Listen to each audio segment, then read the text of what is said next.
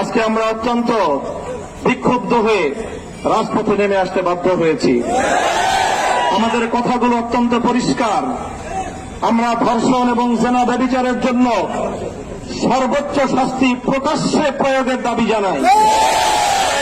সরকার ইতিমধ্যে আংশিক দাবি পূরণের পরিবেশ নিশ্চিত করবার পদক্ষেপ নিয়েছে। আমাদের দাবি পরিষ্কার, সেই শাস্তি জনসম্মুখে প্রকাশ্যে প্রয়োগের ব্যবস্থা করতে হবে।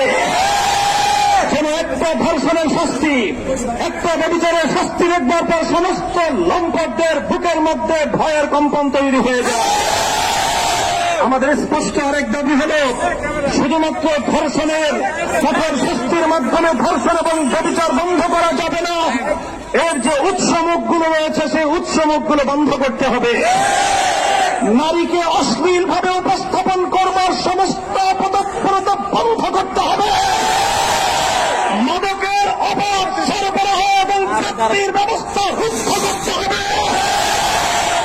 নারীকে যারা অশ্লীলভাবে উপস্থাপন করছে, সিনেমার বিলবোর্ড, বিভিন্ন চলচ্চিত্রের পর্দা, নাটক এবং টেলিভিশনের পর্দার মাধ্যমে যারা নারীকে ভোগ্য পণ্য হিসেবে, ব্যবসার পণ্য হিসেবে উপস্থাপন করছে, তারা মাতৃজাতির কলঙ্ক করছে।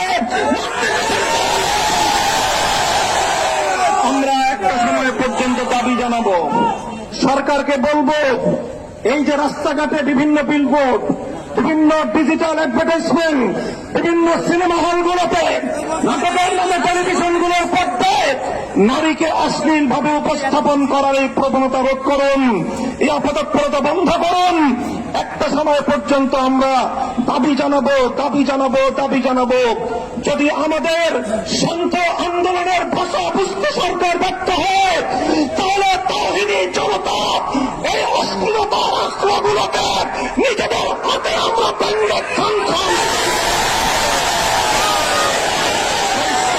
বলতে চাই। আজকে ইসলামপন্থী, ইসলাম বিরোধী নাস্তিক্যবাদের দোসরেরা তারা মামুর বাড়ির আবদার নিয়ে এসেছে। ওরা ধর্ষণ বন্ধ করতে চায় না। ওরা ধর্ষণ বিরোধী বিভিন্ন সংগ্রাম এবং বিভিন্ন সমাবেশের নামে রাজপথে প্রকাশ্যে নারী পুরুষ তারা অশ্লীল এবং যৌন আচরণের মাধ্যমে গোটা দেশ এবং জাতিকে কলঙ্কিত করার পরে তারা চালাচ্ছে।